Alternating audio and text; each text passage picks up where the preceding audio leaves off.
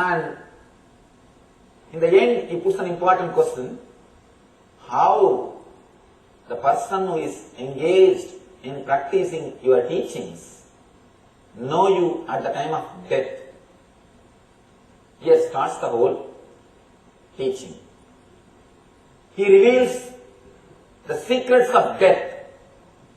And one thing I want to tell you, West has spent all its energy to know life. East has spent all its energy to know death. Like our rishis, nobody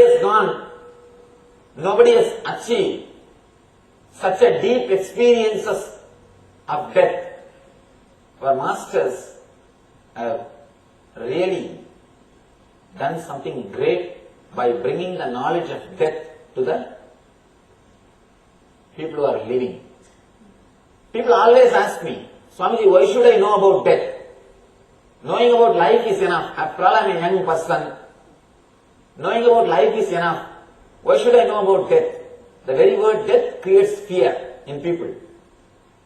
There are so many who don't want to hear the word death. They are ready to talk about anything else. They are ready to listen to any other subject. When it comes to death, they are not ready to listen. And they always think, why should we know about death? If you know about life, that is enough. Please be very clear.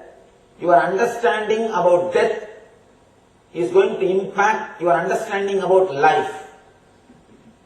Life and death are two different sides of a same coin. Just understand this one thing. In all the Eastern religions, Hinduism, Buddhism, Jainism, all Eastern religions talk about many births, reincarnation. All Western religion,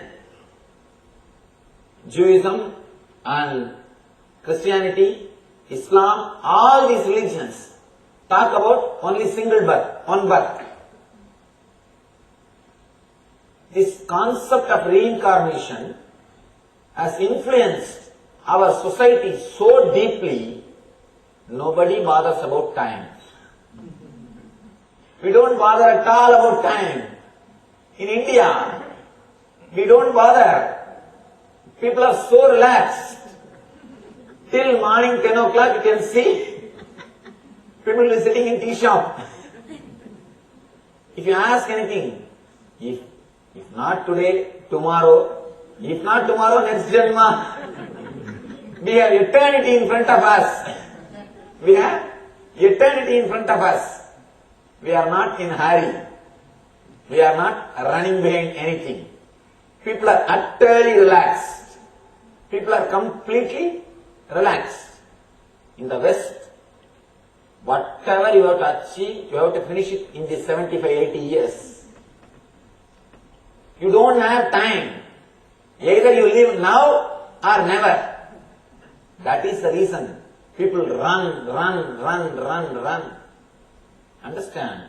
Understanding about death influences the whole social structure.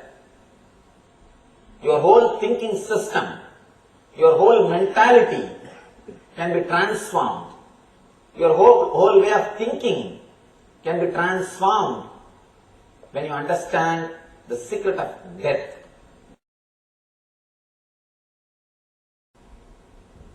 Whoever at the end of his life quits his body, remembering me alone, at once attains my nature. Of this there is no doubt.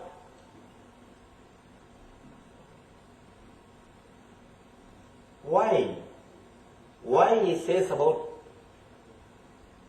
remembering me alone, that also.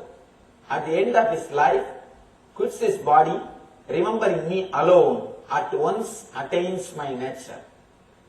Now we should understand the whole secret of how we take the body and how we live through and how we live. Please understand, your whole body is created by you out of your fear, greed, guilt, your engraved memories, samskaras, whatever samskaras you have, to work them out, to experience them, to enjoy them, you create the body. The body is created according to your samskaras. Once you create the body, when you live your life, you don't live only the samskaras which created this body. You accumulate some more samskaras.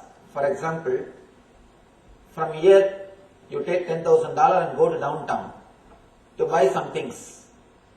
On the way you meet one of your friends. He says, let's go to Universal Studio. Let's go to Disneyland.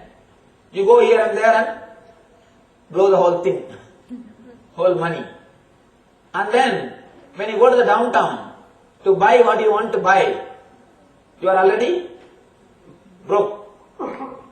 Now, next immediate thing is credit card. Credit card. You buy whatever you want to buy through credit card, come back and live your whole life just to pay the credit card. That you are not having sufficient things.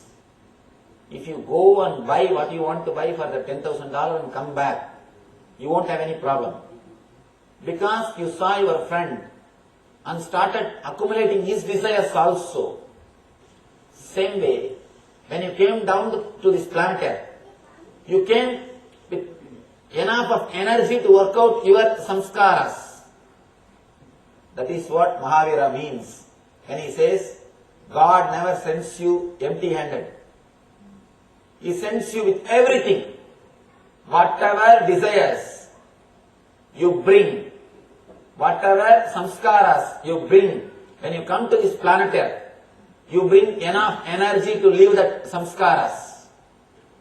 The prarabdha karma means the samskaras which you are going to work out in this life. You have to work out this prarabdha in this life. You have brought enough energy to live these karmas. Then why do we feel life is not sufficient? Why do we feel that we are not fulfilled? The problem is, after coming down, you forget what far you came down, what all the samskaras you brought, what all the desires you brought, and what you brought you forgot, and started accumulating more and more desires from family, friends and society. All their desires